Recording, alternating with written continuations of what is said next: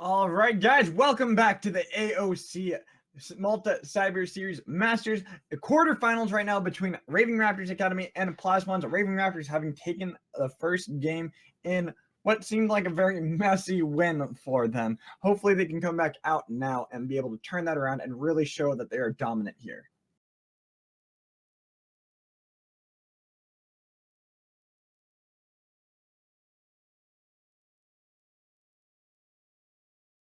Mm-hmm.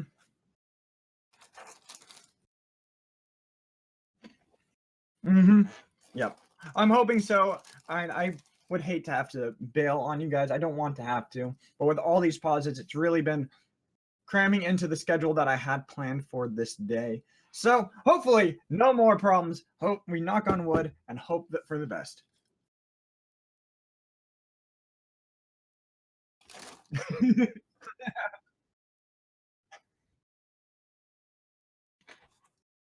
Yeah, I know. We all know that you just want to get rid of my beautiful voice because all it does is make you want to go insane.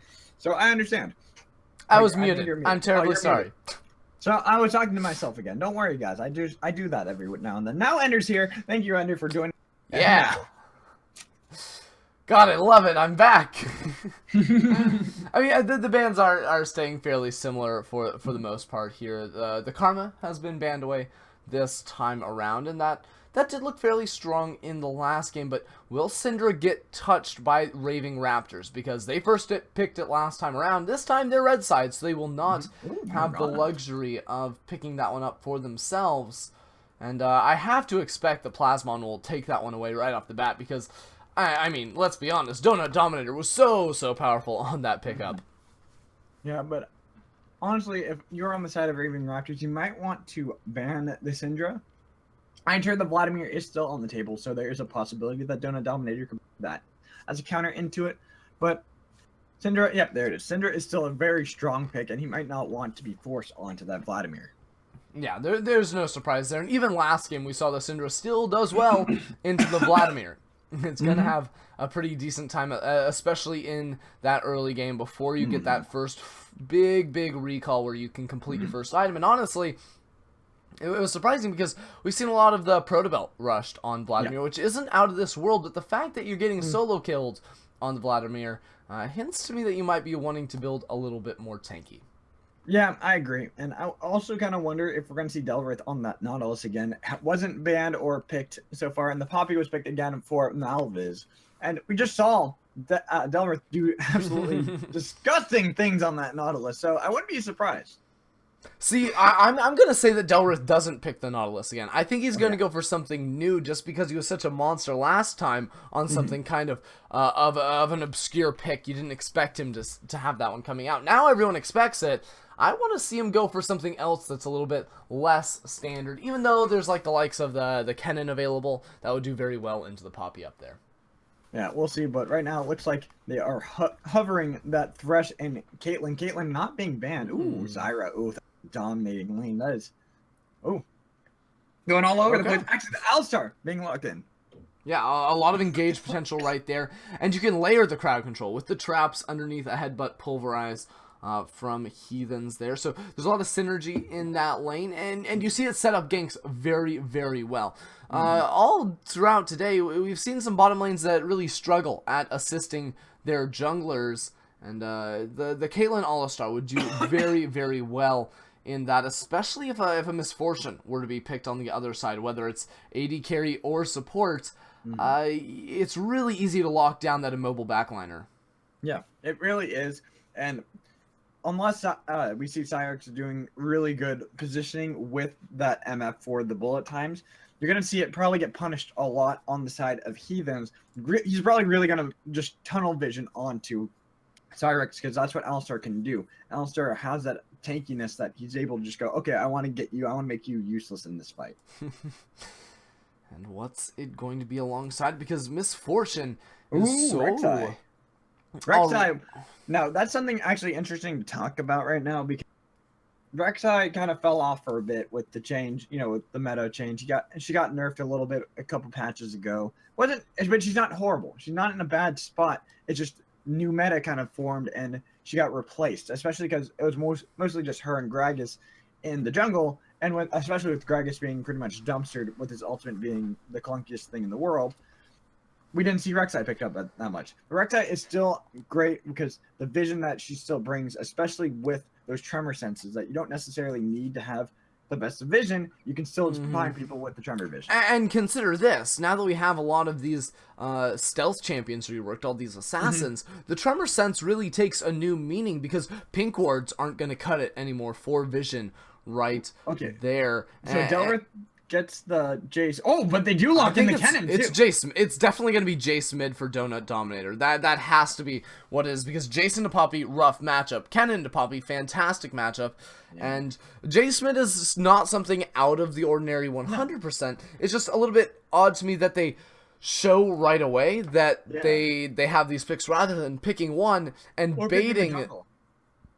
No. Oh, I'm saying or picking the jungle. Oh, yeah, that's what I meant. I say pick one as well as your jungler so that there's question marks floating around. You don't know where those picks are going to go necessarily. Yeah, that's what I was saying. Sorry, I wasn't saying to go jungle with Chase. No. That actually is something I don't advocate. It's very hard. So, it's just a weird thing, you're right, to pick the top and mid without actually showing the jungler that's already been shown on the other side in Bloodhound, so you can show the jungler yourselves and not feel like you're put at a disadvantage. I do also think that Plasmon's team comp is much harder to execute than theirs was in the last game. Even down 10,000 plus gold, they were still able to win fights. But this time around, they've got some good AoE, but they're very, very challenged when it comes to actually starting fights off. They're very good at disengage, re-engage, and they do want to do that up against a Kennen All-Star. But if they are in the lead in this game, it's going to be very difficult for them to actually close it out. Because just starting fights off is not a real possibility for them unless Bloodhound can land a fantastic flash knockup or something of the like. Yeah, it's going to be interesting to see how it all plays out for the side of Plasmon, especially if we end up seeing Cyrex and Van Diesel being engaged upon before they really can do anything meaningful in a fight. Because there is still a good engage potential from Bloodhound and Malviz with a Orianna ball on top of them, maybe getting the Wombo combo that way. But honestly, if Heathens is able to start a good fight, you're going to see Pabino and Delrith really be able to help engage further and really win the team fights for them. All the while, Dexalute and Donut Dominator are going to be dishing out tons of damage from the back line. And an interesting thing to point out is the summoner spells are just locked in, as Champ Select has finished. That Donut Dominator is running teleport in the mid lane on the Jason. I think that's very interesting because now all of a sudden they have an answer to the potential 1-3-1 that Plasmon could bring to the table. With a Rek'Sai in a side lane, with Malviz in a side lane, you can definitely utilize that to your advantage. But when there's two teleports on the side of Raving Raptors, all of a sudden they can be the ones to either initiate a 1-3-1 or to react to one. And I think that is a good differentiation from game to team here. With Donut Dominator, even though it will there will be drawbacks to it in the actual laning phase. Yeah, there's going to be drawbacks in the laning phase. We could see that Neuroxio does put a lot of damage out, especially on Jace, who's trying, if he switches over to his melee form, trying to farm within that melee range. All the while, Neuroxio is using the ball and those auto attack enhanced clockwork. What's the password at? Command attack? No, the passive. Her passive. The wind up. Wind up, yeah. Sorry, just the wind up, the extra damage that she brings with just her auto attacks based off that is really going to punish Donut Dominator in the early game before he actually gets some item spikes, and then his shock blast just deal half your health whenever he has them come up. Gotta love it. Always one of those fun things you gotta work about right there. It's the clockwork wind up, the full official name right there. As all of a sudden, I think I just turned British. I'm not really sure. Yep. Well, it's okay. It's okay. We all have those moments where we just are like, you know what? Today I want to be British or Scottish or I don't know, Maltese. So I'm more excited for this game. I'm hoping, fingers crossed, that we have a quick game, and we'll see how it all ends up being. No pauses. Fingers crossed. Knock on wood that we don't have that coming in. But before we get into the game, I just want to give a quick shout out to our sponsors. AOC Gaming, Go Malta Tourism Authority, esportsgaming.bet, Miney, GT Omega Racing, and the Gamers Lounge. Thank you so much for sponsoring this tournament and helping us bring this to everybody. And thank you to all the admins behind the scenes for all the work that you guys are doing. Yeah, shout out, sell out. We're not sellouts, we promise. No, Although, not at all. I say again, if I ever go to Malta, I'm definitely going to be taking advantage of that tourism agency right there. Yeah, I might even stop by the Gamers Lounge. You never know, man. I'm gonna while need we're at it, we should do some esportsgaming.bet. We should start betting on. That's right, because you can't bet on stuff like that in the U.S., man. No. That's what I'm talking about. Right there, right there. That's why you go to Malta, guys. If you didn't know, although I'm pretty sure everyone here is from Malta. Yeah. Well, it's actually funny because I actually have an AOC monitor too. Like I bought it before this tournament, and it's actually Is it a fantastic monitor? I bet it is. It's a really good monitor. It's a great monitor. It was a really good price. I'm not saying this as like trying to sell out. I'm saying this as a fact. It was a really good price. I think I bought it for like. It's a 26-inch monitor. Wow, I think mine's 27 inches, and it's made by a company that also makes phones, so you can guess on that one. I'm not gonna, advertise any other companies unless they wanted to pay me. Then I'd probably be down for it, and I would just kind of hijack the stream right here and put my own ads in. Cough. If there's anyone out there that wants to sponsor me, I can definitely make that happen. Pay me. Cheerios, pay me already. That's what we need. Hey, Van Diesel's running a good keystone. There we go. Van Diesel this time. Wait, what? It was Van Diesel who ran a pawn of a stone on that Zyra last game. So good to see. Glad to see that he's learned. The mid-series adaptation coming through here from Plasmon. No, but that was a pretty big mistake. I don't think it hurt them too much. That wasn't the reason why they lost the game, but no. It definitely puts you at a disadvantage. It hurt them in lane. Mm-hmm. And this time especially, like, when you have the range into... Hey! We've got the new spectator client back! Whoa! Alright, so we got... I'm actually upset about that because it makes that scoreboard so it's like...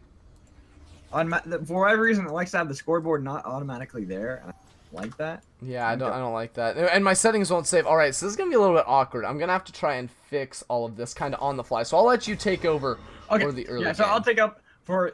the beginning. So we are just loading up onto the rift. On the blue side, Plasmon. In the top lane, it's going to be Malviz, jungler, Bloodhound, mid lane, Neuroxio, and the bot lane duo of Cyrex and Van Diesel going against the red side being Raving Raptors Academy, who need to win this game in order to get to the semifinals and knock out Plasmon. In the top lane, we have... Oh my, I forgot that it's all mixed up. We have Delrith in the top lane. Jungler being Pabino. The mid laner is Donut Dominator. See, this is what's so hard about them not getting an LCS order, guys. Come on. And then the bot lane duo of Dexalute and Heathens. Yep. So and you can just keep going with that because I'm fixing it. No problem. Just let me know when you're ready. I'll just keep talking. I won't shut up until we figure this out. And then finally, you guys will be done with my voice once he's finished. But right now we have standard starts coming in for both teams. It looks like we're gonna have Bloodhound start on that red side.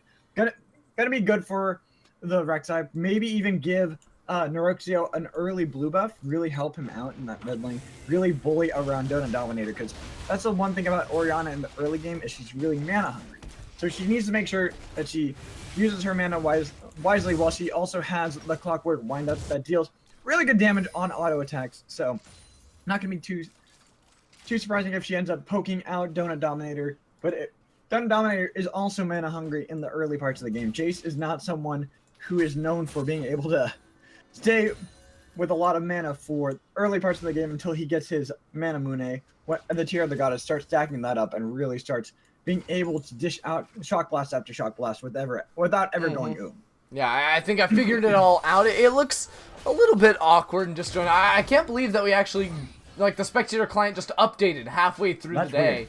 That is weird. Riot, please. Riot, please. Rito, why? Why you do this? I don't know why they do that to us. Actually, whoa, Bloodhound went from red buff to blue buff into what appears to be a Scuttle Crab in a very new and intriguing pathway here. I expect to see him gank after Scuttle, because that should give him level 3. Probably go for the top lane. Top lane for sure. Delrith pushing a little bit on Melviz.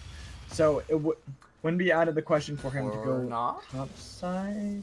No, it looks like he is. He's going for that early gank, really trying to find it, and we do see So that Delrith. what? Oh, Delrith got pushed away by Malviz. Malviz pushed him out of range, so we couldn't see the Unburrow be able to layer the CC that you really wanted to. Bloodhound actually smited for level 3. He killed a minion in lane. It didn't quite give him enough there. He's actually massively behind Pabino over on the other side. 16 to 4 CS. That's pretty much a 1.5 level lead between these guys right now. As Pabino just did a straight up full clear. And Bloodhound's going for a repeat gank, trying to get trying to just get a summoner, but Delrith hasn't even lost his flash, and that's the second gank in the top lane. Oh boy, this is getting into that awkward phase, and now it's just debate because they've Pabino got the levels.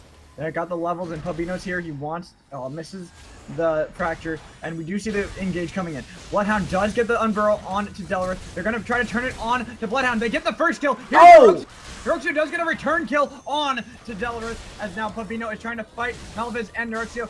And look at the damage that is being done just by Pabino. He has the level advantage. They get the kill on Malviz, and now they're going to get the kill on Neroxio, as Pabino also went down, but that is 3 for 2.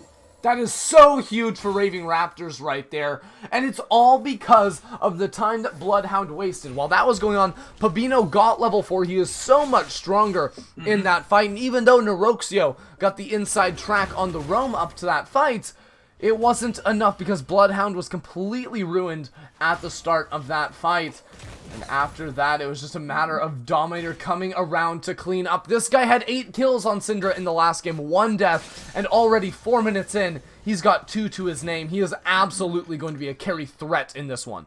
Yeah, and Jace is really strong in these 1 through 6 levels, just because he already has access to that ultimate, which means you really do have to fear the damage that he can bring and what he can do, especially now that he's ahead. He's got 2 kills to his name. Sure, we did see Neroxio picking up a kill and assist, but look at this, blue buff as well on Donut Dominator. That's scary. He's going to be dishing out Shock Blast after Shock Blast. He's probably going to go in right, yep, there he goes, right in onto Neroxio. Not afraid to deal damage because he's going to be able to win a lot of these fights with the just the fact that he's able to have all his mana still there and poke from this range, then all in whenever he needs to. Well, the scary thing is that he didn't recall, and he's still winning those trades up against for a lost chapter on the side of Neroxio. Delrith is fighting Malviz. I don't think you win that. Malviz hit him out of the Shock Blast, so he didn't take the second damage. Oof. That's one of those missteps that people tend to forget with Poppy, is if they don't stand in that Shock Blast zone, they're not going to take the double damage that you're able to bring with that. Yeah, and whereas the entire series has seen a huge bottom lane focus, with all those summoners being blown top and bot. Oh, Delrith does not have his flash. He's going to get the Unburrow. And really good play there by Bloodhound, revisiting that top lane now and being able to pick up another kill onto Delrith. Well, why did Delrith never kill that tunnel? If that tunnel's down, he never goes down right there to that gank. Really awkward. Once again, it's right there. You TP back into lane. You can simply just knock that one out, but he doesn't realize that that's what he needs to do, and he's going to continue to get punished up there in the top lane for the next couple of minutes because, again, he is a summonerless Kennen, and Malviz has complete control of that lane right now. Yeah, Malviz is going to be able to really bully around Delrith all he wants. I would have really liked to seen him on that Nautilus still. And now we see Pabino. He's going in for Neroxio. They're trying to get a lot of damage, and did see Donut Dominator missing the Shock Blast, so Pabino still chasing, still on the hunt for Bloodhound. Gets the fracture onto Bloodhound. Oh! That's the Shock Blast getting Neroxio, and Bloodhound is in a bad spot. He drops as well. And Pale just came up for Pabino, so he's able to drag Bloodhound right back into the fight. They get 2 for none there. Whoa, oh boy. And now Heathens. Heathens got a good headbutt pulverize on it to Van Diesel. But look at the damage that was dealt to Dexalute on the backside of that by Cyrex. Cyrex able to just go in there and deal tons of damage to him. Yeah, well, the biggest part about all of this early game is that Raving Raptors have such level leads over their opponents, especially in the jungle. That is 2 levels. Mid lane is huge as well. And that just means that they lose all pressure. When you're losing in the jungle, when you're losing in the middle lane, your map belongs to the enemy team, and that's what's happening. Heathens, another headbutt pulverize on, this time onto Cyrex. And I thought they were actually going to go for more engaged with Dexalute. But still really low health bars for Van Diesel and Cyrex. Can Dominator just recall? You've got TP, man. You've got 4 kills to your name. You're sitting on 3,000 gold. Let's start spending those items there, buddy. Yeah. What's it gonna be though? Hex Drink. That makes Drinker? sense. Oh, actually, that's really strange because Hex Drinker does not build out of Dirk anymore. It builds out of Caulfield's Warhammer. It gives you CDR rather than lethality. So I'm not sure if that's just a mistake on his part or if he just wants the early magic resistance and then wants to itemize into something along the lines of a Yomu's Ghostblade. I think that he wants to just get the Hex Drinker because it does bring a lot of early game advantages. Like they nerfed it, they made it so it was not like the most strong early game pickup, and then you can ignore it Maw completely. But you still can go for that. You can you can put off Maw until like 2nd or 3rd item still. Fair enough. But yeah, it could. I wonder if it's just a mistake on his part, or if he's truly just wanting to go for like a Yomu's or something. Well, Delrith does need to be careful. Bloodhound wants to revisit there, but Pabino's also on the same side of the map. They recognize that he is a little bit weaker over there, and Pabino, even with 5 assists and no kills to his name, he's also going for a very aggressive build with the warrior, and will get spotted out on the ward. So now Bloodhound gets to react. Does he fight when they're down so far in levels, or do you just concede? I really feel like you walk away and try to just farm up because you're getting doubled in CS right now. You're getting doubled in CS. Oof, that's really bad. Doubled in CS. Sure, we do see that Malviz has a 10 CS lead over his opponent in Delrith. But we also see on the flip side of the map, we see that Nexelite is doing a good job against Cyrex. He's trying to make sure to bully him around, especially with that Alistar. And now we see the flash impale onto Noroxia. They're going to get that kill. Pabino able to secure that one. And really good call on them. Yeah, just no pressure around that middle lane whatsoever. The entire top half of the river is totally dark. The ward control is not there for Plasmon right now, and they're going to continue to get punished up against this very, very strong jungler in Pabino, and they might just lose. Yeah, they're gonna lose mid turret. Yeah, and look at that. It's gonna be shared between Dominator and Pabino, but that's really good for them. As you see in the bot lane, there's a lot of trading going back and forth. He's okay with going constantly in. The new passive that he has actually is really strong because he gets more heals consistently and is able to stay relatively safe with mana. And here comes the engage. They're trying to put it back on the Van Diesel, but really good bullet time. He waited for the headbutt pulverize to be down, so they get that kill onto him. But he then splashes in, gets the kill on to Van Diesel, but Dominator. He teleported into a wrong fight. Malviz also teleported. We're gonna see Malviz have to back off as Cyrex. He wanted to get in and try to get Dominator, get that shutdown gold, but not able to get into the range.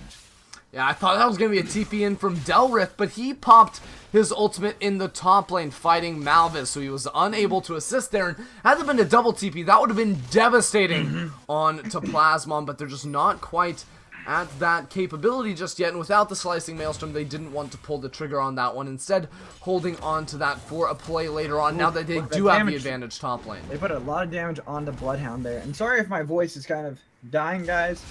Like I said, my throat was hurting before, and it's really starting to come back again with a vengeance. I can take over play-by-play if you want. No, it's like it's okay. I got it for the time I'm here. At least for the next 10 minutes, I should be able to hold on to my voice until then. And hopefully one of these teams will let loose of the game and let you take your leave when that time does come, but it is looking good for Raving Raptors and Noroxio. Once again, you're too far up. He's way too far up. Gonna try. I'm surprised he didn't use the shock wave right there. He could have probably turned it around on. Oh, wasn't up. Oh, that's unfortunate. Because he probably could have, if he had saved that. He hasn't used the shock wave in a really good way, at least this game since he's had it. So disappointing.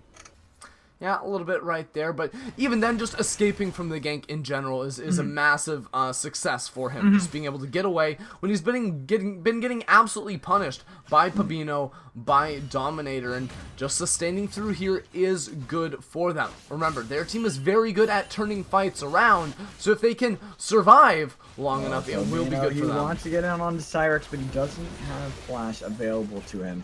He does have the Impale, so if we do see Heathen's able to get a good headbutt pulverize, we could. Oh, he's staying. Oh no, he stepped on the seed, so he was spotted out, and he's just gonna back.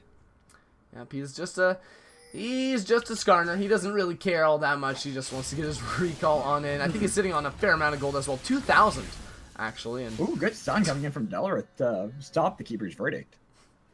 I mean, either way, there's no fight to happen. If you get knocked away by the verdict, you're not going to fight. If you stun her, well, I think it was more stopping fight. Melviz from being able to re-engage on him. Fair enough, fair enough. I think that's what it was more, and it only puts it on like a really short cooldown anyways when you stop it. True. True that. It's going to be up in just a moment, it looks like, over on that, next to that champ portrait. But Bloodhound, it's really odd because he picked the Rek'Sai to have this huge early game impact, and then all he did was try to gank, but he never got anything. It's not, that's definitely the bad thing when... Oh, mid lane. Ooh, here comes the get. Impale onto Nerfs here. He has no... Uses the shockwave, but it's going to be way too late. He does drop in that fight. Bloodhound is going to try to burrow his way away out of the fight, and he does manage to get himself safe. As we see a re-engage in the bot lane, Van Diesel and Cyrex trying to put it back on to Dexloot, but here comes the teleport. They're trying to get Van Diesel. Here they go. They do get the kill onto Van Diesel, and they get the double kill, the 2 kills. Donut Dominator able to get the shockwave blast on to Cyrex. Sorry guys, my voice right there just did not want to work with me. Well, Stranglethorns would have been fantastic if we were playing League of Legends a year ago, because teleport would have been a 3.5 second channel time, but that was way too early. Complete panic there from Van Diesel, and both him and Cyrax pay the price. They're also going to lose a turret as well as a dragon, and the gold lead continues to accentuate here for Raving Raptors Academy. They're starting to take over this game. They did this last game, but it's going to be dependent if they can close out the game. We saw them struggle last time to close out a game, and they're going to have to show that they can still do it, and they got to do it here. Oh, and apparently cows can be knighted as well, because it looks like Heathens is going for the Knight's Vow with the double crystalline bracer there.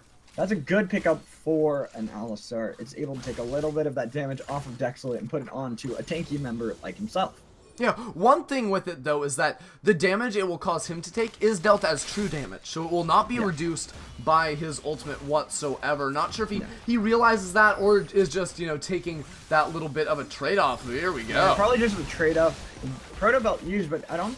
Yeah, he didn't have the Slicing Maelstrom. Wow! Here comes Mobino. Here comes Donut Dominator. They want to re...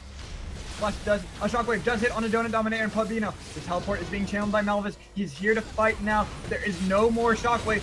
They do get a 3-man keeper's verdict, but look at this. It's in the back line. He's by himself, and Donut Dominator is trying to do his best to kill any of the squishies. No one's dead yet. Here comes the Impale on Maelstrom's about to be up. Out of this one. Norexio is down. Here's the Slicing Maelstrom. They get the re-engage. They get Melviz, and they get Van Diesel. There goes Norexio, and here goes the fight going in their favor. Cyrex goes down. Bloodhound is the only one remaining, but here's about to come the Shock Flash. Are they going to be able to get it?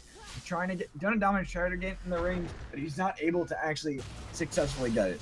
Well, everything else was a huge success for them. They kite out long enough to stall for Delrith to have the ult, and they might not be done. Bloodhound. Oh! They get the dunk. Baby! Needed to back off. You have to respect the Shock Blast. That is going to chunk you. We saw it earlier, just maybe 3 minutes ago when he did the Shock Blast into the gate, and it did half of Bloodhound's health. You have to respect the damage it does.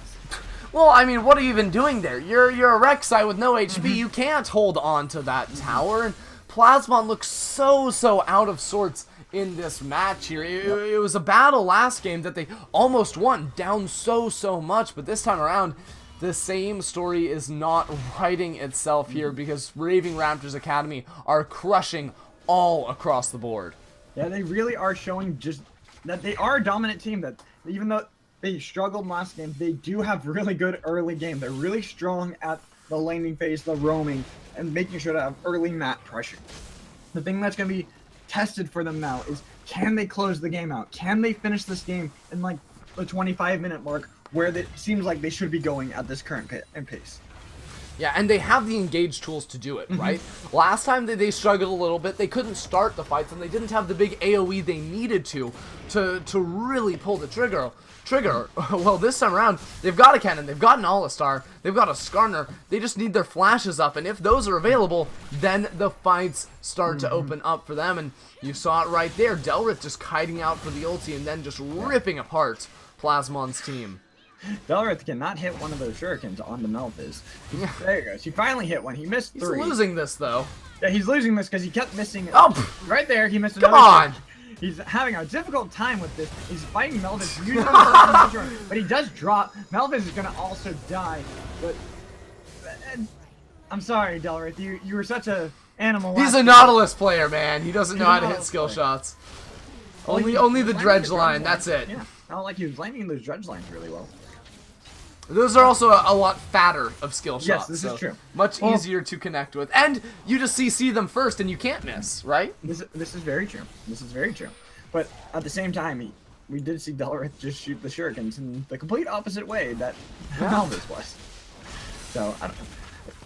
But now I mean, it is the same Dominator we're used to seeing with 8 kills. Same Dominator. Dominating like he does. Shock Blast is just absolutely... He can 2-shot them. Yeah, that's the thing about a Jace. Jace, once he has the mana, it just consistently throws those out and absolutely wastes your team, poke you to death, and then if you try to engage, you're already too low. You're going to go down. Melvis trying to start a fight onto Dexalute. Here comes the Keeper's Fury. Does hit away Heathens. So that is someone you want to hit away. Dominator tried going in a little too far, but able to get out of that one actually relatively scot-free. Yeah, he gets out just fine eventually, but Plasmon, they're so low, it's difficult to hold on to this turret because Delrith, he doesn't have the Maelstrom up just yet, or they would be really in a bad position. But here comes Delrith. They want to engage. Malvis doing his best. Shock Blast. And Shockwave does take out Pabino. Really good Shockwave hitting him. And look at this. Roxy is very low. The Redemption heals them up fairly well. Maelstrom 10. Redemption. Maelstrom 10 seconds. So you might look for the re-engage. There's the Shock Blast. Cyrax wants to get on this. He wants to take out Delrith before he can actually heal up or even get his Slicing Maelstrom. And the Blast Cone now being used all over the place, trying to get really good engages. Here's Delrith. He does have the Slicing Maelstrom. Use it defensively. Melvis sees this and he's like, this is my time to shine. We see the flash coming in from Bloodhound as he takes out Delrith, but he dies to Donut Dominator. Now Dexalute on the wrong side of his team, trying to get the Shock Blast, able to finish off Van Diesel from the backside. Dexalute is just trying to get to his line of cupcakes. Look at this. Donut Dominator is winning this. Dear God! Kill for Donut Dominator. Are they going to get the penta? They want it for him. We do see Neruxio running. Is he going to be able to make it out? That is the key thing. Oh, he's just stacking right there. Shock Blast is going to be able to... Pentakill! Going over to Donut Dominator. Donut Dominator, the madman, and all the meanwhile, Pabino and Dexalute, they're shoving in that middle lane. They're going to pick up an inhibitor turret, going to even try for that inhib. It'll be a little bit risky, but with Dominator coming around on the side, oh my god, how do you even take that guy down? He's a monster. 1303 on this Jace right now. He is carrying the team so hard, and if you don't focus him, you're going to lose this game as Plasmons. You need to get him out of the fights. But the problem is, he's able to poke you from such a safe distance. It's so hard to get to him. Is it even poking, though? I mean, he's taking them down below half HP with 1 EQ right there. Like, that's just ridiculous. Well, it's like you're getting poked with a very, very, very, very... With a giant orb of light that just cuts through your body. Yeah, with a very sharp object that just absolutely destroys you. Look at that damage. Disgusting. I mean, he's even got tank stats, and he's still getting shred by that right there. And we see Van Diesel's a little too far out. We're trying to back in not necessarily the best spot, and Heathen's just tanking so much damage. He does not care. Donut Dominator is sitting on 4,000 gold right now, and he's still ahead in items over his counterpart in the mid lane. That's ridiculous. Sorry, I thought he had teleport. Delrith has teleport, my bad. Yeah, well, I mean, he's gonna base now and just pick up, like, 2 completed items. That's the Maw, that's the Lord Dominic's. Oh my god. I mean, he can get away with Lord Doms because he does so much damage to the squishies anyways. Now Bloodhound and Malvis, they're gonna go down like paper to him. This is very scary if you're on the side of Plasmons, and they're trying to get Dexalute. Dexalute was a little far out, trying to push up the best he could, and takes a lot of damage, having to flash. Malvis wants to return. There he is. Keeper's Verdict able to slam dunk him as Pabino. He's here in the area, and he's being focused, but look at the shield that he was able to get from that Curse of the Colossus. Here's the boy! Against Cyrax, the heal being used, but there comes the kill. We see Donut Dominator getting a double kill, and 3. That's 3 right there. He's looking for more. He wants to chase onto this, but look at that. Van Diesel, really good job with the Stranglethorn, trying to keep him down and keep him away. The flash from Van Diesel, respecting what Donut Dominator can do. 4! He gets that. That's 4. Is he going to be able to get a second penta? Malvis does not want to let him. He's trying to keep him at a distance as Heathens wants the no mana. Donut Dominator survives this one, but they were no mana, not able to get the gate to really empower those shock blasts. And is he gonna jump on him? He might jump on him. He does have the melee form. Unofficial penta. That's the second. And this is just absolutely disgusting. Dominator carrying this team so hard. That was much more anticlimactic than the last one. Not only was it not a true penta, it also took like 4 minutes to actually close out. Hey, but he gets it. He gets it. That's 18 kills. 18-0 and 3 now on this Jason. This game should be over by now. He's just way too strong. Yeah, he's way too strong, and honestly, if they're able to get this Baron, they can get the Baron and just push down mid. He just built a full GA. Wow. He already does enough damage. He knows that if he just doesn't die, he can get those pentas still. And that's what they're going to rely on. They're going to rely on Donut Dominator. So having him get a GA, normally you'd criticize it at this stage of the game, but really, it's a good pickup because how you don't want him to die. If he dies, you lose the fights. So him having a second life is just going to skew these fights even more in your favor. Well, he already does so much damage that it doesn't even matter. He has 5,000 gold over his mid lane counterpart. If you combine Neroxio and Van Diesel's gold counts, then you're barely scraping at the amount that Dominator has right now. It's just out of this world. And Plasmon, this might be your last chance to try and fight around a Baron, but you're too late. Yeah, too late. The Baron goes down, and now we're going to see the fight coming in on the side of Raven Raptors. Really good. They chun by the does no damage. Kind of narrowed them into that tunnel, but the problem is the shockwave only hit Fabino right there. Here comes Ethan. Oh! That was a really good headbutt pulverize. Helps them get the kill. We did see Fabino die, but look at this. The damage from Donut Dominator. He is an absolute monster this game. There's the ace in the hole hitting onto Cyrex, and Malvis doing his best to try to just disengage the fight, but Donut Dominator, he does not want to end. He knows that he's tanky. He knows that he has that GA, and he wants to fight Malvis and not let him back and get the mana so that they can push this Baron up wave into their base and try to win this game. The hero of that fight was Heathens with a 4-man pulverize. What an outstanding play to set up into the slicing maelstrom. And Raving Raptors, they're gonna make us hold on for a little bit longer here, but they are. But they have to. If they try to go for too much right now, we saw everyone from the side of Plasmons coming up. They would have just thrown the game and they would have thrown their lead. How much longer do we have with you, Magic? You have a whole 2 minutes. We have 2 minutes. Oh boy! So I need to go. So we're hoping that Raving Raptors Academy can finish this game out in style. Alright guys, in the chat, we're going to need you all to send your energy towards Raving Raptors Academy so we can hold on to our boy Magical Boys. We need them to take our energy so that way we don't have to have a cast for the remainder of this game, because I do have somewhere to go and I'm pushing it right now, but I want to for you guys. I do not want to ditch you guys, especially in such a exciting series. Yeah, and one thing's for sure, I don't want to see Dominator get to 30 kills. I'm sure that would be really exciting for all of you, but it would also mean that Raptors are literally playing with their food, because that's what they're doing at the moment. They can close out whenever they so desire. It's just a matter of pulling the actual trigger, and I don't think right now they're just kind of tapping.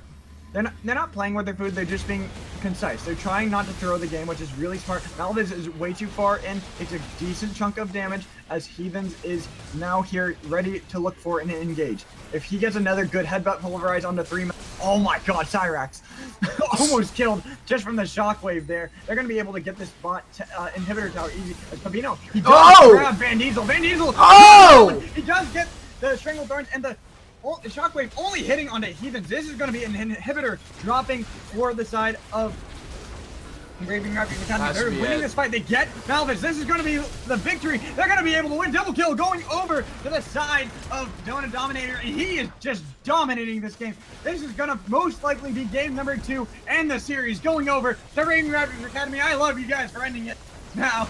You guys are the best, and congratulations to the next team into the semifinals, Raving Raptors Academy. Yes, yes, indeed. Dominator, how many more can he get on this fountain? They're just looking for free food at this point. That's the game. That is the game. And I hate to cast and dash, guys, but you guys were awesome, and I love you all. Ender, will you sign us all off on this one? I'll entrust everything into you. All right. Well, with Magic leaving us at the very last moment, we will wrap things up here for the AOC Masters. For today, at least, join us again next week, same time, same place, for some more quarterfinals action. Remember that Rift Kings moved on to the semis this morning, and you just saw Raving Raptors Academy follow suit right there. Ridiculous performance by Donut Dominator, who has to be the MVP of this series, of this day, and MVP for Magical Voice to get him out of here in no time whatsoever. Now, once again, that was Magical Voice. You can follow him on Twitter at MagicalVoice_. You can follow me on Twitter at EnderCast. Now, on behalf of me and everyone else here at the Malta Cyber Series Masters, have a fantastic night, and we'll see you next week.